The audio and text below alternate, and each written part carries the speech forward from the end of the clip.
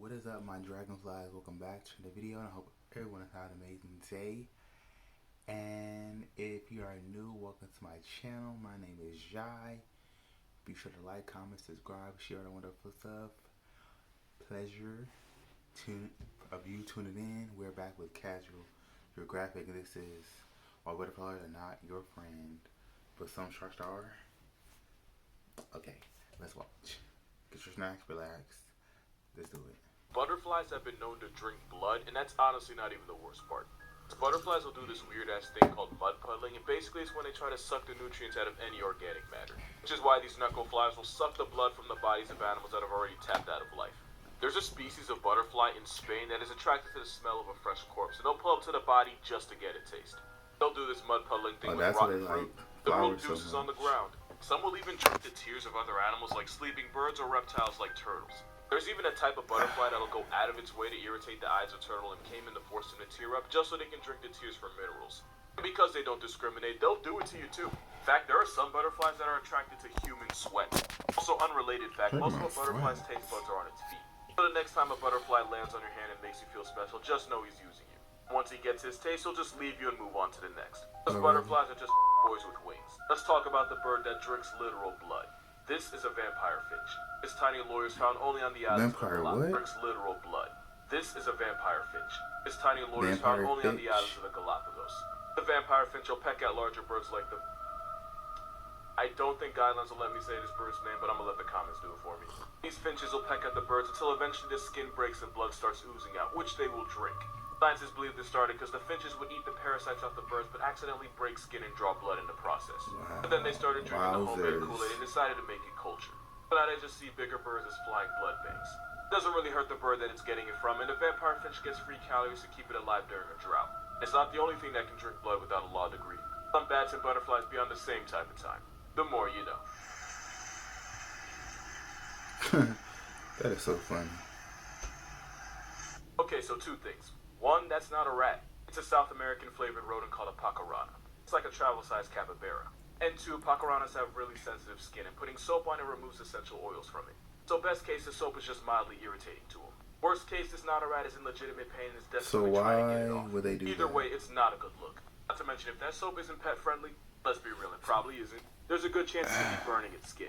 Because I definitely just ruined this video for y'all, here's a pacarana cleaning itself, but without the soap.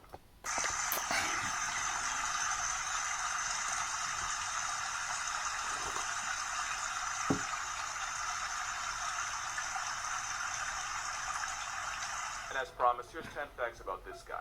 It's not a rat, it's a South American rodent known as a pacarana. It's basically an economy-sized capybara. And despite what you might think, they're super clean and will spend hours washing themselves every single day, which is a lot better than some people. They can tip the scales at over 30 pounds, making them as heavy as the average 2-year-old. They're the third heaviest rodent behind beavers and the walking 5 check above. You've probably never seen one before because they're usually only active at night and there's only few places in the world you can find them. But your best chance would be booking a one-way to Peru, Bolivia, or Venezuela. Sometimes they get put on a shirt by farmers that see them as pests, but a lot of people have them as pets because they're low maintenance, quiet, and friendly towards humans when raised by them. They're cute now, but 2 million years ago there was a giga version of them that grew to 5 feet long and could be in the same weight class as a car at up to 3,500 pounds. And this hippo rat was estimated to have a bite force 3 times stronger than tigers today. Lucky for the world, they were and are vegans that eat mostly fruits, leaves, and plant stems.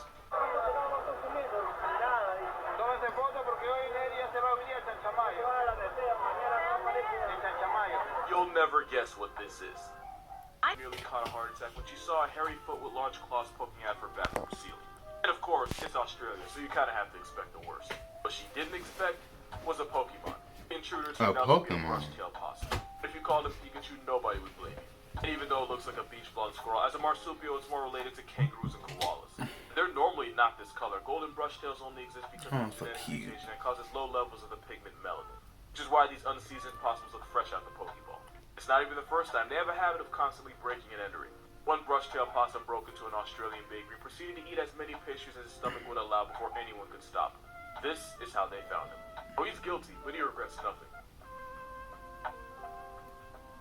This picture looks creepy, but there's actually a pretty heartwarming story behind it. Rick Anderson is an Australian diver who's been exploring the ocean off New South Wales for more than 30 years. One day he was diving as usual when a shark approached him. The shark was a harmless baby Corey Jackson shark that swam right up to him. Rick didn't make any sudden moves to avoid scaring her. a shark's a girl. Started to pat her and even cradle her in his arms. Yeah, we are still talking about a shark. Also, this was 7 years ago. Now every time Rick enters the water, the shark will immediately rush over to... Okay, my phone just went randomly cut off because I guess there was too much storage or everything, but we're back. Hope it doesn't cut off. Basically, it was one fine day with a wolf and a purr. This baby was born, and as you'd expect, it caused quite a stir. You're a goat if you got that reference, but nah, it's one of the oldest and rarest dog breeds in the world, the Hmong dog. It's an ancient dog that was believed to be first bred by an ethnic group of people from China and Southeast Asia known as the Hmong tribe.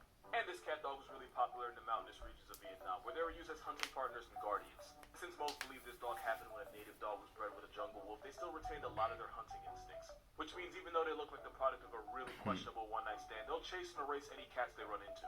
Like for real, you don't want them around cats, they will always be on sight. Because they were used to hunt, they're really trainable to the point where even the Vietnamese police will use them for police stuff, I guess. And because they're so rare, getting a purebred Hmong can make your wallet at least $1,000 lighter. For a purebred puppy, your kids might not go to college. Because they were spawned in the cold, rainy mountains, they have a thick fur coat to keep them warm, and probably the reason why they're so expensive. Also, you might know this guy. This little dude from Vietnam is named Sui, and he's actually a crossbreed between Hmong and I'm actually not sure what else he is. All I know is that I would commit very much first degree for him. Life, no parole, no questions asked. There's a fact you definitely didn't ask for. Tadpoles will scream underwater to avoid getting eaten by cannibals. At iHerb, we make and sell the best health and wellness products on the market. Because we know what's inside every bottle matters. Like the...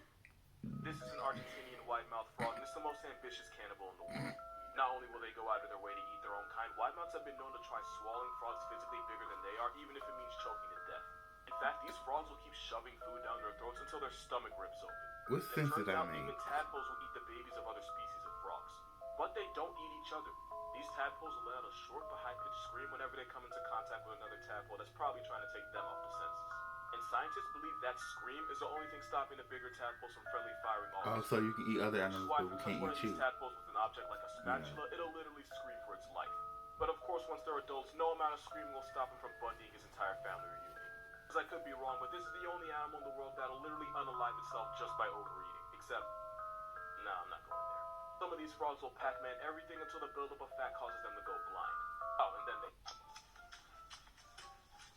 This right here is a bush turkey. Smoke. That right there is the heaviest flying thing on the planet. It's called a Cory buster. They're found in Africa, and the biggest ones can tip the scales at over 40 pounds. It's like a 5-year-old being able to fly. When they want to attract a mate, they make this loud booming call. When they want to flex on you, they sound just like Bowser.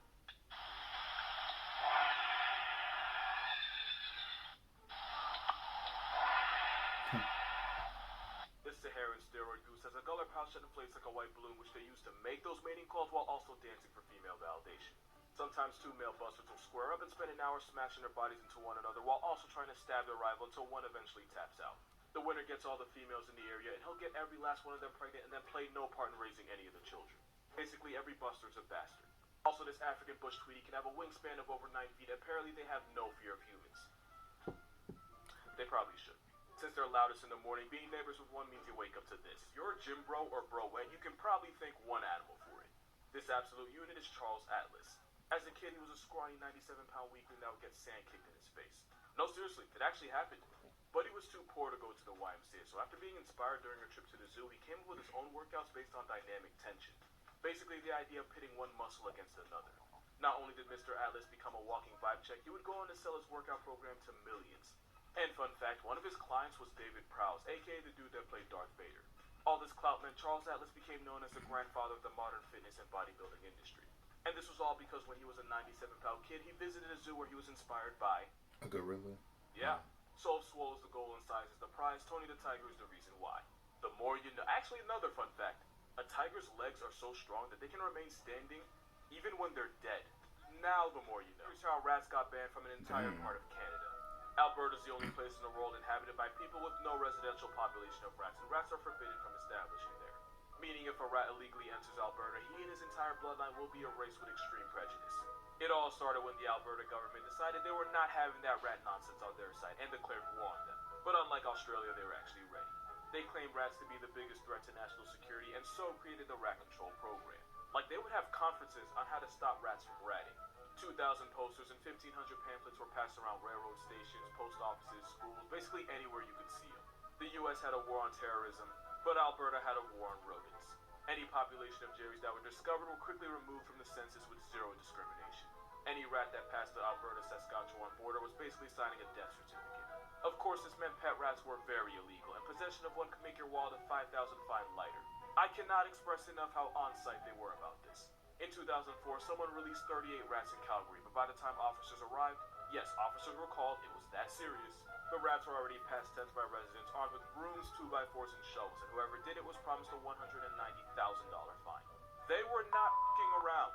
There's even a hotline you can call in case you see a rat. No After rats here, 70 no years rats of there. rat genocide, Alberta is now the only place on the planet where you can find people but almost no rats whatsoever. If a rat is sighted, it's almost guaranteed to make the 6 o'clock news. Moral of this video: don't be bringing that rat over there. They not having it. Safe pilots turn ringers off. Are you from New York, man? So that was Geographic Butterflies are not your friend. Who knew butterflies? No wonder like that flowers so much, but butterflies are harmless to me. They run away from me, but they're around me, you know? So that was Geographic. Hope y'all enjoyed that video, and your boy is gonna get a new, better setup because this song is not working. It's not working out, but it does the job perfectly. But yeah, hope y'all enjoyed the video. Remember to have the most awesome part of the day. Stay grateful, stay blessed. Until next time, guys.